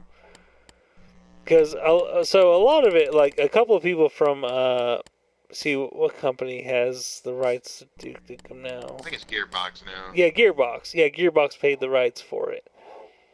They were of the mindset, okay, whatever ideas we have in this game right now, we're going to put them into the final product just to get it done. We're going to get this done and move on. And their intent was to make their own, like, we're going to get this out of the way, fulfill, like, our legal obligation to produce this game, and then produce our own Duke Nukem. But like, it poisoned the well so hard that they have to, like, fight just to get, like, you know, their investors producing a Duke Nukem. I think a lot of it comes down to the fact that they had all these ideas that they wouldn't just say, you know what, throw that in the garbage. Like, just in the first opening sequence of the game, there's a part where you have to guide a remote control car to solve, like, a door lock puzzle, which they didn't throw away because it took a long time to program the little remote control car, and they didn't want to throw that away, but it didn't add anything to the game. So that's a big part of what led to, like, Duke Nukem, which is like taking that as like a base. There were so many things like that. I mean, I always felt Gearbox was not that much good of a company. Yeah. Like what? Oh, you did well with Borderlands. I didn't care too much for the shade style, personally for me, but I guess that's the one series they can follow on because they screwed up Aliens. That was a pretty bad one too. Oh, And that other game. I mean, the other game. The only thing I feel bad for them is that other game they made. I forgot what it was called, but the one that got sunked over when Overwatch came popular, like that. Oh, that Paladins. Kind of fucked them over so bad. I think Paladins was the one. I mean, that's the one I've heard the most of. Was that Yeah. Gearbox made that? I don't even remember. Yeah. They haven't made too many really games. That's the funny thing is, so that's why I'm saying they're more like a one-trick pony to me. Wow, you did Borderlands, okay. Yeah, like Borderlands. And then there's like the Telltale Borderlands game, which I guess is a thing, but No, that's a different company, but just yeah. wanted to see how long they're going to be lasting. Huh. It's kind of weird because I mean, given what you want to feel about one of the companies that did like THQ, they did make some good games. Yeah. And there's a lot of good companies that died. Either they got swallowed up by giant ones like EA and Acron and stuff like that, or or just, they couldn't cut it, or they, like because some it's funny because the bigger giant corporations like EA and Activision, they could, or I don't know if Bethesda. I don't think I can count Bethesda in that big light, but they're getting might as well there now because of the MMO and all that stuff, ranking a lot of money.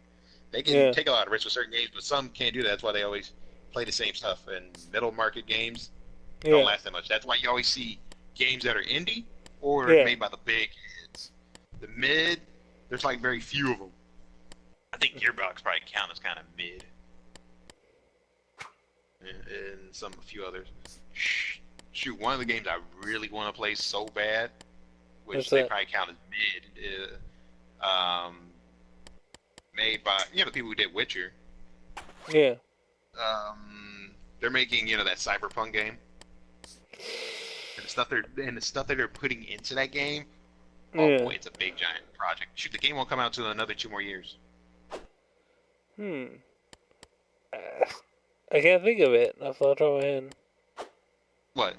The name of the game, I can't. I'm trying to think of it. It's called Cyberpunk 2077. I think it was the number. I'm getting it wrong, but it sounds a little familiar. I don't think I don't know too much about it. Well, of course, it grew up an old school, pen and paper, the Dungeons and Dragons type of deal. Oh, okay. It's more like Blade Runner and stuff like that. If you ever big fan of sci-fi, it's more cyberpunkish. Yeah. And the aspirations they're doing for that game is pretty big, so they're going all out for this game. That's pretty cool. It takes some years to do that, and shoot, it's one of those ones where you're going to probably need many playthroughs because not all the characters play the same. It's like that. They're actually trying to do it like that. And when you're creating a game, it takes a lot of work, especially RPGs, and you don't want to shoot your wad, if you don't focus your game right on certain aspects. Like I could see that one game, Star Citizen, can end up failing because there's hints of certain things like that, or the guy, they're not managing their money right and all that stuff. Because given how you feel about certain things, this part stays true. You need a person who's marketing your money right, and a person who's artistic, can do the artistic and stuff. But you always need a person who's watching over them, because you can fuck up and because some people who are artistic, they overdo things, and they don't know their limits. And that's what seems like Star Citizen is, because they try to do so many things at once for that game. Like crazy. I'll say we'll see what happens when they finish that product. You gotta, because that can go bad easily. I think sci-fi in general is one of the harder things to write for. You think? It's funny because I think some people probably like that more. I mean, you see that more gravitate towards more somewhat just much as fantasy. I mean, I'll talk about medieval fantasy, not just strictly fantasy. I can see it. So fantasy, the thing about it is that there's less rules. So if you have a fantasy idea and you don't really have an idea for something to justify it, you don't really need one. Whereas sci-fi, if you just introduce an insane concept, you need to kind of justify it a little bit. Yeah, it depends on how outlandish your sci-fi is. Yeah, most sci-fi is there's this race of people who have wings, and you kind of have to explain it. It's are they humans who developed wings? Is this an alien race? Are they? Is it just like actually kind of a weird form of jetpack? What? But like, if you say fantasy, and it's like, oh yeah, there's an entire race of humans with wings. It's like, oh yeah, sure, well, that's fine. That's part of this world. Yeah, it depends on the sci-fi because one of the ones that did good examples. I mean, they overdid a lot of good examples, but you know they fucked up on that fourth game. Mass Effect did a lot of stuff. You go back, just go back playing Mass Effect 1. That game has so many details. It tells you a lot of stuff about how that game is, even how the functionality of how the space travel and all this stuff works. I've never played any Mass Effect game all the way through. I played a bit of the first game, and I kind of liked it, but I didn't really get into it. Then by the time 2 and 3 came out, I was just kind of like, I felt kind of guilty. And so I was like, I'm aware of this. I never really got into it. I'd feel weird playing through the sequel. Well, did you finish it or not? No, you know what? I never actually finished Mass Effect 1. I never thought about it, but I never did. But you finished 2? Finished No. 2 and... I never finished any of them. Now that I said it out loud, I realize I never actually have. Well, first I was gonna say, do you finish your RPGs? I finished most. I finished a decent amount of games, but yeah, it's like I don't know. I never finished the Mass Effect games, and yeah, I tend to try to finish all the games I play. Yeah, when it came to RPGs, I never had that problem. I finish any game that I pay money for, but if it's actually like, you know, something that requires real money, I'll finish it. But if it's just like I'm borrowing or renting or whatever, a lot of times I'll never finish it. All right. Well, but going back to the topic, well, that's the difference between that type of sci-fi compared to like cyberpunk sci-fi. Yeah, it's a little more grounded. Just the only thing you probably have to explain more. I mean, you can make it interesting to the person entertained. I mean, the reader or player. If you give the whole background of the weapons and all the other stuff, which I know they're going to do that. As did Witcher. Yeah. I'm just curious to see how intricate they're doing in this game. I think you can play third person, but it's more, I think it's more favorable in first person. But the choice and stuff in the game, and you got flying vehicles. The funny thing to me about like The Witcher, whether or not it makes sense is like other people find it entertaining, is the fact that like the guy who actually wrote the original like Witcher novels hates the games. Have you heard about that? Is that the part because he got screwed over? He screwed himself over. Yeah, that's him screwing himself over, which is funny because there's some people who have gotten screwed over. Yeah, so I think that he was thinking. Because he was like... No, they gave him a contract where it's like, oh, you get this much money for it, but he didn't care, now he wants something like... He only wanted, like, how much can I make off of, like, the first game? Because he thought it was, like, a video game? What is that bullshit? I'm not going to make any... No one will ever make money off of a video game. Well, to be fair, here's two things. One, he's definitely from a different country. Yeah. A European country. And he's like Swedish or something. Oh, I thought he was like Swedish. Yeah, something like that. Sure. Well, I don't know. I'm pretty sure he was like, I thought he was like Slavic or something, all the way from Romania or somewhere. But yeah, I know it's not. He's not European. He's like some other thing. But you sure? Yeah. Because all that's Europe over there. But I forget. Like those. I mean, it's one of those cultures that they don't really consider themselves European. But anyway, he's like of the mind that's like, no, that's. He was like, no, I'm not gonna go. I don't need any of that money from this. I want my own.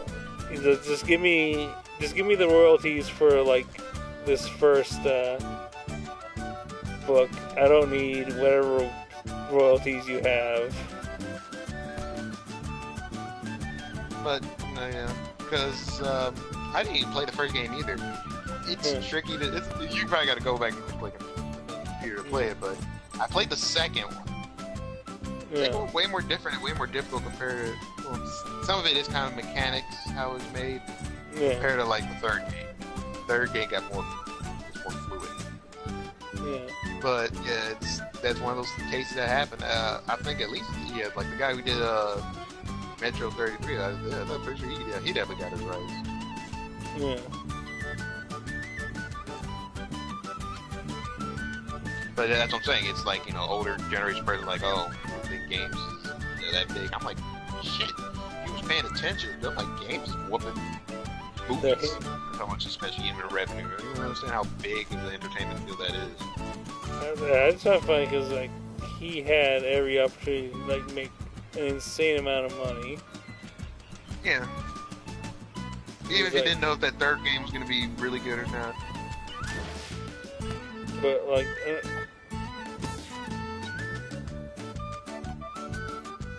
not only does he like deny the game, but he's kind of like denies like whether it could be good at all.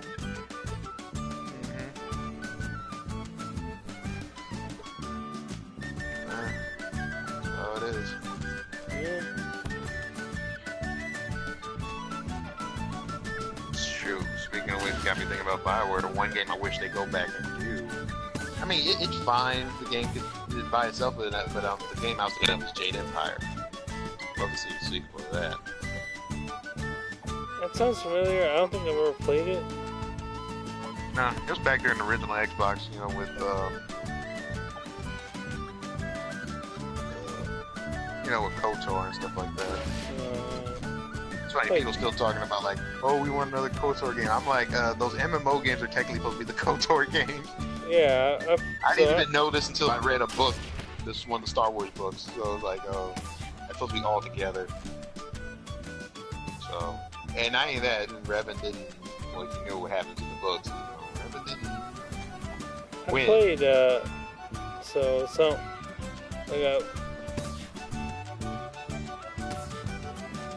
I played some of the,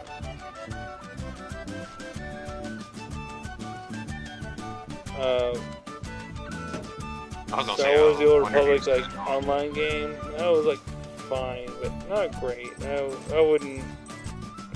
I mean, that game had so much potential. From what I learned and playing it, well, now they're doing it a little bit now. From what I hear from this new DLC, but they were playing it safe. They didn't want to go too crazy on the lore or go into the expanded universe type stuff. Yeah. It's like, I remember that when they were first doing the interviews of the game, like, oh, this character will remind you of Han Solo. I'm like, okay, and this will remind you of this person. I'm like, okay, I'll give you saying Han Solo and stuff. Yeah. But, it gets into a whole other issue. I mean, I'm a huge Star Wars fan. Me Me too. more of the expanded universe. But there's so much fucking better characters than Darth Vader, as far as I know. He's whatever to me now. He's like, well, no, he's more like, I respect for what the Crux brought. Yeah. But it's like, fuck, you see the certain Sith or certain people who can do, Darth Vader is nothing, even power-wise compared to the other people who are there in the series. Yeah, but hey, it's like, oh, that universe don't count no more. Yeah, that's my big major gripe with that company. That's a good point. Like there is a lot of like that I do. Like But the dumb part is they don't know any part in their stories that we're gonna copy some of those same elements. Yeah, that is a big part of it. They're just like, we're not doing these stories anymore. But even some that were canon, made by George Lucas himself, because he did some other stuff. He just didn't make fucking movies out of them. But hey, that's when companies didn't give a shit or took too long to do stuff. Now they want to start making sequels and franchises or anything. Well, so like that character from like fucking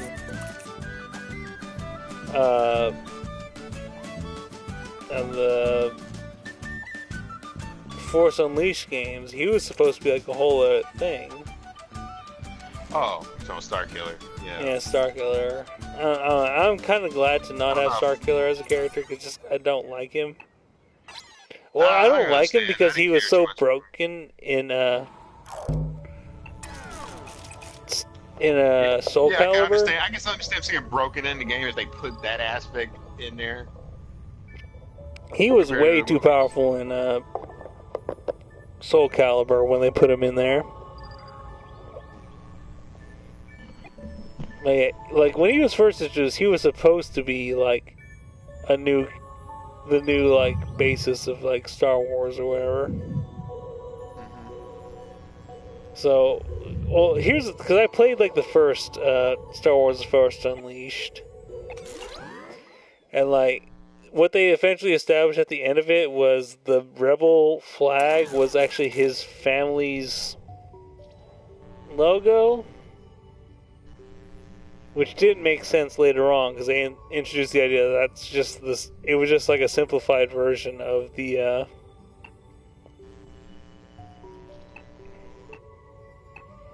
like old Republic symbol. Like in No, I understand what you're saying.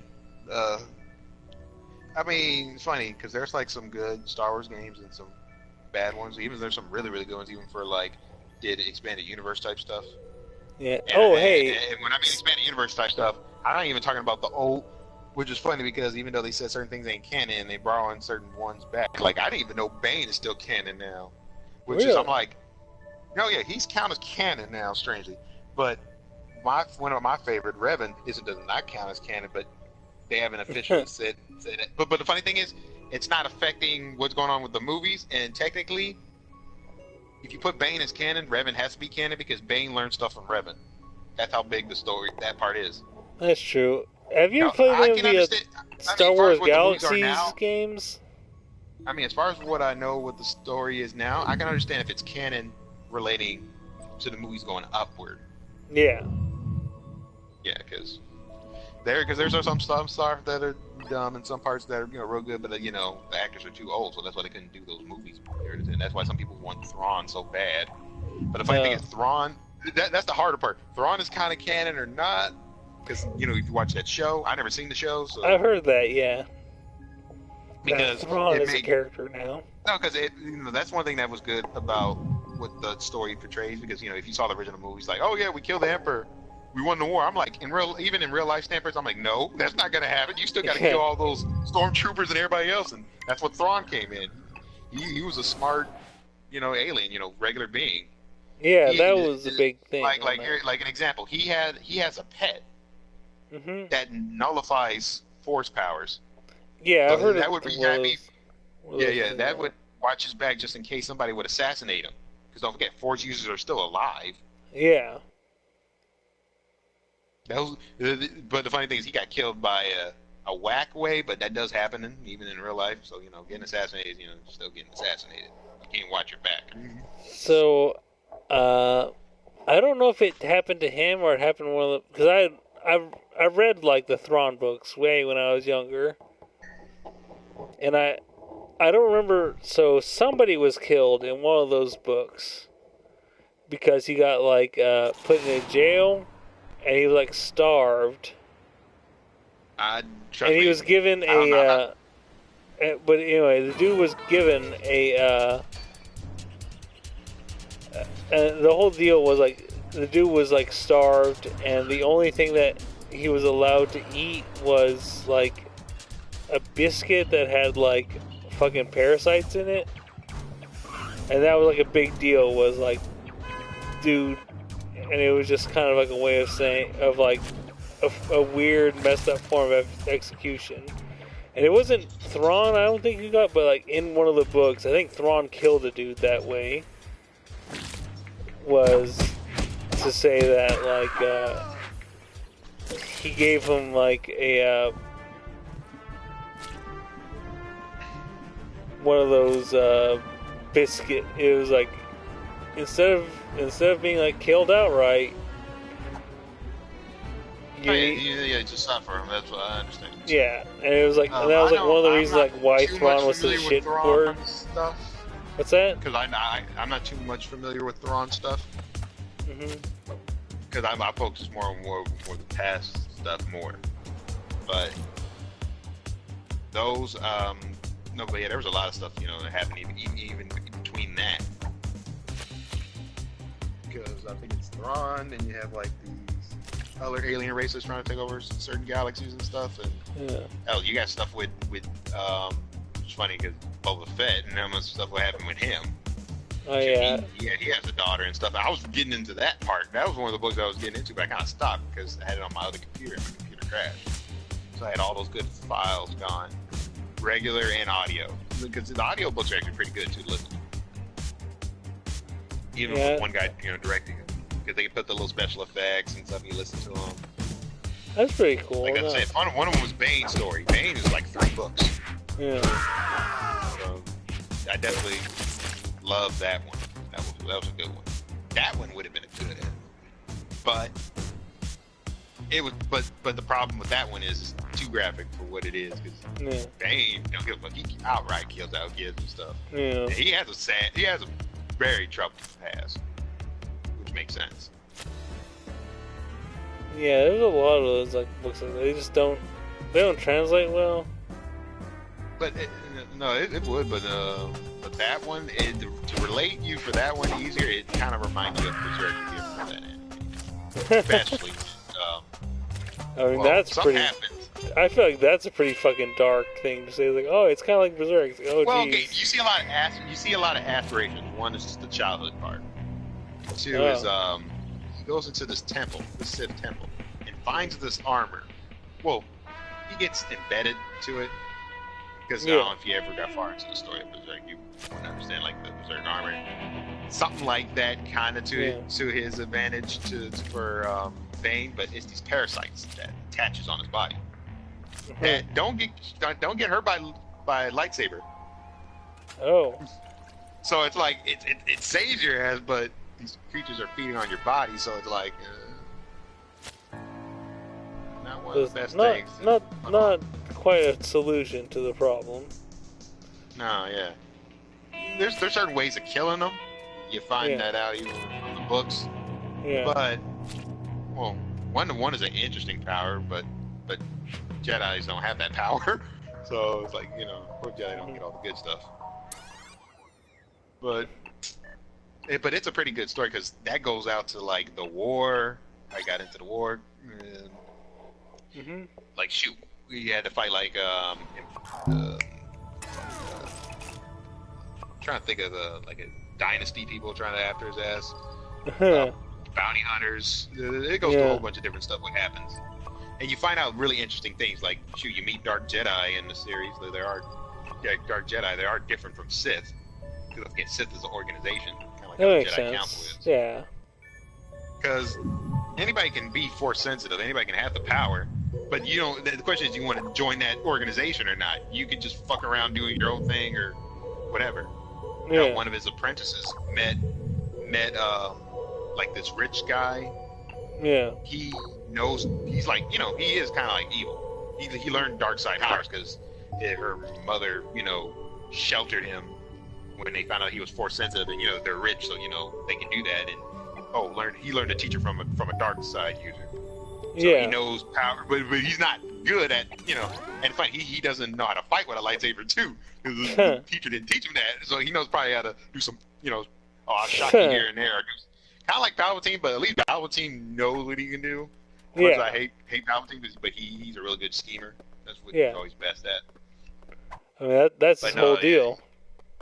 No, yeah, because Bane's apprentice runs into that person and runs into a dark Jedi, a Jedi who don't believe in the Jedi not a teachings Sith, no but more, he just doesn't believe the Jedi.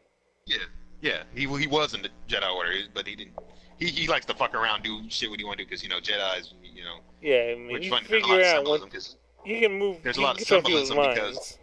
Yeah, no, because there's a lot of symbolism. Because Jedi are like like religious kind of well, Yeah. technically I think it's kind of like a religion, but they're kind of like religious priests and shit.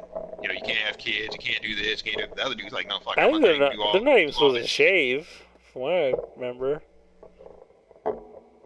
There's a lot of stuff. Well, that was one of the bigger things why Luke was a big thing in the bigger part of the universe because he took all that shit. Like, Jedi's can marry, they can do all this other stuff. Hell, he even made it to where his council was like a non-force user could be in there. I guess to be like, like a sense of govern. Yeah, I wonder if they're gonna There's a lot of keep interesting that stuff in in there. like the new movie coming up, whether or not. Because I like in the doubt. Well, books, he that's got that's the straight thing. up married. You can tell they're not doing anything really that creative because fuck J.J. Abrams. He played. All he did is play that movie safe. Or hell, He my did, friend, but my friend, the same friend I was talking to from college. He never grew up with Star Wars and cared too much with it. Even he saw it like it's just a new. It's just the original movie remastered, but the little ad changes here and there.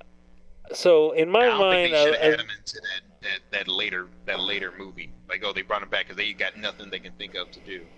yeah, it's like, I'm kind of like I'm not super happy with J.J. Abrams, but I'm also myself. I would rather have like a safe version of the story rather than try to like reinvent it so hard that it's kind of like so. I'd rather if they didn't play it safe. So I guess that's how we differ. So here's my fear: is Because like, it was way too play it safe. did you like Man of Steel or Batman v Superman? Really? Wow. Because okay, so I didn't like either of Okay. those Well, movies. this gets into a I was different thing. afraid I would not like Star Wars to go in that direction, which is like a super hard. Which one? Uh, okay, so I dislike. I'm gonna say I dislike Man of Steel more than Batman v Superman, but still, it's just like they took a risk on it, and I think they misunderstood the characters so hard that Okay, I can understand how you feel. yeah, like I But the funny thing is, I like Man of Steel, but I give two fucks for Superman. I really hate Superman. oh well see yeah, because that's like the thing about it is like okay, so that's kind of the attitude I think because the people who like Man of Steel are people who dislike how Superman has been presented through most of this. No, I can understand. I know. I feel for the people who understand who like Superman that ain't supposed to be him in Man of Steel. Yeah, But it's like I mean I I'm also happy. don't I'm like happy that Batman v my Superman. favorite superhero got what he liked, and it's funny as one of the popular movies. And it was Logan. Like, okay, you did Yeah, it's something like right. yeah, I mean because they're different characters is my mindset. Whereas like Straight up different characters. Well, it's funny. My same friend, dude from college, he's definitely a big comic book guy. We just yeah, joke about Superman. Calling him a Boy Scout. yeah, and I think I mean, a good my characters I like more are anti-heroes. yeah, oh But definitely. but I kind but to be fair, but I will say this to anybody listening, because some people think of like, I like characters too dark or violent, whatever. I mean, technically, one of the Boy Scout characters that saves people, do whatever, that probably don't kills or whatever, the ones I actually do like, yeah. that bit is Captain America. Yeah, definitely, because you kind of like Superman's way too alienated for me. I mean, some people said, "Oh, his story's real good because he's alienated character that what his life feels." I'm like, I think that it should be more better presented, but I don't know. I'm willing to give it a shot if somebody can give me a good example of that. okay. So there's like a really good Superman story, which is in a I forget who the writer of it, but the comic is called The Boys, which is kind of like not quite a criminal organization, but it's just sort of like it's almost like this anti-hero group called The Boys. And there's a story where they team up with Superman, and like they have these moments where like Superman's like, "You shut the hell up!" It's like, "Oh my god!" And like everyone's like, because it's a very adult comic. It's like kind of like, "Oh shit, Superman fucking said hell." Like, Superman, why'd you say hell? It's like, well, as long as there's no women or children present, it's fine. And it just plays up the idea of him like this. I was about to say it seemed kind of funny when you think about it. Yeah, it was a funny moment, but it just plays up this idea that he's not. But it played up this idea that he's not just like this impenetrable Boy Scout. He's just kind of, I guess, he's chivalrous in the best Superman stories. He's like the chivalrous, like he's not. He doesn't talk down to anybody. It's. No, I understand. I understand what you're saying, but which is funny because if you're going back to Justice League cartoon, he is likable in there. To me, he is likable in there. If he was on his own cartoon, I'm like, nah, I don't feel like I want to touch it. Yeah, I think that's another good example of I think he's good at playing off from other characters. He's probably more better like that. Well, I think the weirdest thing about Superman, he's actually kind of one of the hardest characters to write because he's so perfect that you've really got to have a creative take on him to make it worth the time it takes to pay attention to him. You have to do that, even for video games. Also, that's why you think there's been a fucking good Superman game. Yes, I mean, how do you make a video game like the main character is like invulnerable? Some people call him God status, yeah. Because it's funny, so there was the Superman Returns video game that they made on like the Xbox. I remember playing that too, so. And it was like, and they played up the fact, Superman is invulnerable, so his health bar is actually Metropolis itself. Like, if Metropolis gets destroyed beyond a certain point, then you lose. And that's a clever idea, but within the concept of the game, it just mostly came off as like, jeez, I gotta stop this. In the middle of this fight, I gotta fly off somewhere and and blow up a meteor, otherwise it's gonna hit the city, and I'm gonna lose point. And it was just like, it was a clever way to deal with his invulnerability, but gameplay-wise, it was a terrible idea. And I think most Superman stories fall into like, oh, that's a clever way to deal with the fact that he's invulnerable, but in execution, this is a terrible, uninteresting idea. You're gonna make me jump into a different topic. Yeah. I'm pretty sure you've seen these. You ever saw that thing where ScrewTag does with those little verses? Yeah, they're death battles. Ooh. Yeah, the little versus matchups. Yeah, I've seen those. I thought it was dumb. But the reason why people did that because hype and all that stuff. Yeah. Superman versus Goku. Oh yeah, I get that idea though. No, but it's funny because shows you how much one group knows with the other. People are tripping like, "Oh, Goku should win." I'm like, I was laughing because I'm like, you even know how powerful Superman is? One, and two, Goku ain't really the strongest character even in anime versus wise. It pretty shows how much you don't know much about anime. Well, I'm like, he's dog shit compared to other characters. Well, I remember seeing a thing talking about. So I'm not sure if you're familiar with the game Jump Ultimate Stars on like DS. Yeah, I know it.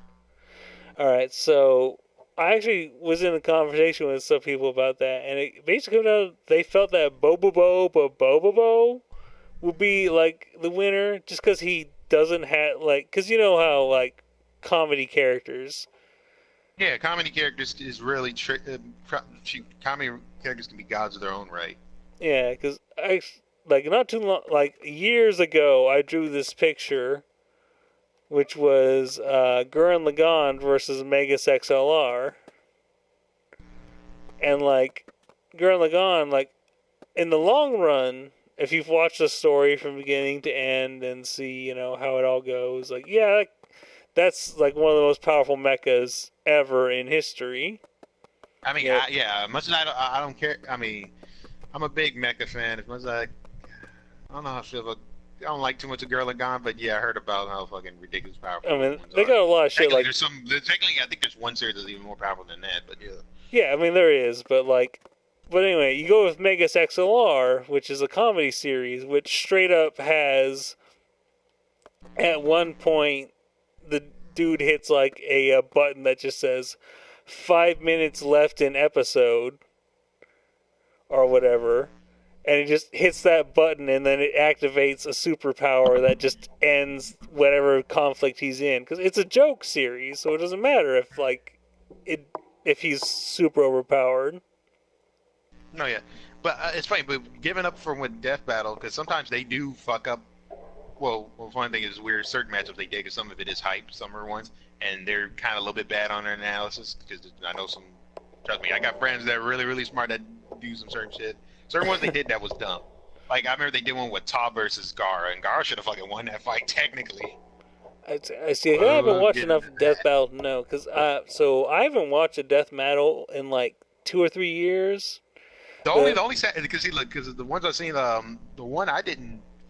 Okay, one of the series I wouldn't know for sure is Avatar. Yeah. But forgive him for what I know and knowledge, and if you give me what you tell me, yeah, Toph should definitely not won. I'm surprised how weak Avatar characters are because they're basically just regular humans, except they got powers. They can't take a lot of damage, whatever. I mean, you can probably kill them with guns. Yeah, I don't. If you don't fuck up. Because it depends. So like, okay, so I don't know. It's like Toph the blind girl versus Gara the sand ninja, right? Mm-hmm. So I can sort of see the logic behind it because like Toph can control like any by the end of that series she can control any like I get what the concept was of what her for she can read movements from the ground and all the other stuff, right? Yeah. Saying. But you forgot Gar can float in the air, so it's like. That's specifically her weakness. That's he like can float in the air though. Yeah. Well, okay, so I didn't see that death battle because I think like, oh yeah, she can totally any sand she throws at him, she can just like bend away from her or whatever. But if he can float, because that's the reason that like she gets beaten by like Aang in the show is that he can float and can't. Yeah, she can't tell what he's doing because he's floating. Because she's blind, she can just feel, the movement of the earth, and that's how she can fight other people. And he's like the only airbender in the world, so he can float above the ground, and so she can't tell what he's doing. He's literally within the context of the story, he's literally the only person who can do that. Oh yeah, there's a lot of cruxes you got to think of certain characters would do, even strategy-wise. It's like that and Night he could take a lot of damage. Yeah, especially if you got that Jinchuriki on his side. But so that's like her one weakness is if a dude can just float above ground, she's done like if literally any superhero who has the ability to fly fights her, she's screwed because she has no way of telling what. That's how bad it is. You see it in the freaking anime too, because he was fighting the bomb guy over in Shippuden because he was floating in the fucking air. Yeah, if he could just float, then it's like he was high up in the sky. It's like, oh, you can't touch me. Yeah, that's how bad I didn't know that. Because like I think she has better control because Gar only has control over sand, but she control like any earth. But it doesn't matter if the dude can just like float above her and hit her from a distance with, Well, anyway, that's a whole other thing. Vibrations. That's what her character is. Yeah, certain characters, but no, yeah. And that other one was weird. One was like Vegeta versus Shadow. I think they just wanted to do the whole rivalry characters. It's like, yeah, that was weird. Well, okay, so I remember the Vegeta versus Shadow one, which kind of got into. It's kind of dealt with like, to my mind, sort of like the serious character versus comedy character. Because Shadow has, like, straight-up invincibility because he's a video game character. Oh, and that's like limits. Yeah. Yeah, he's also in comics, but there's limits. Yeah, but doesn't Vegeta win in that fight? Yeah, he wins. No, I just Yeah, thought it was a weird pairing. You know, bad. That was the only one thing in that. they're very similar like characters. Anyway, I just realized how late it is, so I think I'm gonna go to bed. Oh, okay, that's funny. I had a lot more to talk about that stuff. I know. I was like, I just realized it's like past like 4. Is it? Oh wait, no, yeah, your time's different. Yeah, my time. I'm like in Central Time. 2:37. Yeah. Yeah, yeah. Anyway, I'm probably gonna just leave this on my YouTube channel because we've been recording this entire conversation. I'm surprised he was. Then that goes up from YouTube. Who Yeah, cares who's there? I only see one person there. Nobody ain't said nothing. yeah. It's like we've had like a couple notes, like YZ Blast says hi. Tor Ostergren Yeah, said I hi seen like that. an hour ago. But yeah, like we were like this was just supposed to be just a test to see if we can record both of our audio on one thing. And Yeah, but yeah, even I heard it. They say, yeah, now you know. yeah, well, okay, so I think you and I will definitely record something in the future with like actual gameplay video. Figure out something that like, we can both input on. I mean, they're mostly going to be looking at you, so no matter whatever game you can play, if it doesn't affect it, bad or others, they want to hear the conversation and stuff. But, Yeah, whatever fits I mean, into any of it. y'all here, I have no problem definitely like talking to those conversations. Anybody here listening, with the Yeah, comments and probably stuff. not Little Big Planet because I don't have really much to say about this. Well, I'm curious because with us doing this, I mean, you done this before. I mean, did a lot of people commenting last time you were doing this? Not really. Not so. The most comments I got was when I was playing Stardew Valley, which is mostly people telling me what to do to make the game actually work because I had no idea what I was doing half the time. Mm. Okay, I'm getting Interesting. distracted again, so I'm going to end this stream before I get caught up in a whole other conversation. No problem. And then I could call out. So anybody who's watching this, this was intended as a test, and it went into a whole conversation. It was kind of more of a podcast than like a if you watched any of the video and just saw me dicking around on Little Big Planet and not really accomplishing anything. I apologize because you got nothing out of this. You got a whole lot of nothing, but. If you watched or listened to this whole thing, thanks for sticking around. Me and Shotred are working on projects together. We'll stick around. We're probably going to work on something again in the future that's a bit more visually interesting. Do you have anything to add? No, that's it. I'm probably up all night playing something maybe, but that's it. All I just right. got off from work and stuff. Some people gotta work, do extra things and do other stuff too, so. Yeah, my work is drawing art. His work is something probably a lot more labor intensive. Well, somewhat, okay, column B. But no, yeah, funny. I got stories of that too if y'all want to hear something interesting. Yeah, so Some are crazy. I'm not surprised. All right, so everybody have a good night. We're gonna head out. Thanks for if you did listen to this whole thing. Thanks for sticking with us. So hope you had a good time. All right, good night. All right. Bye, y'all.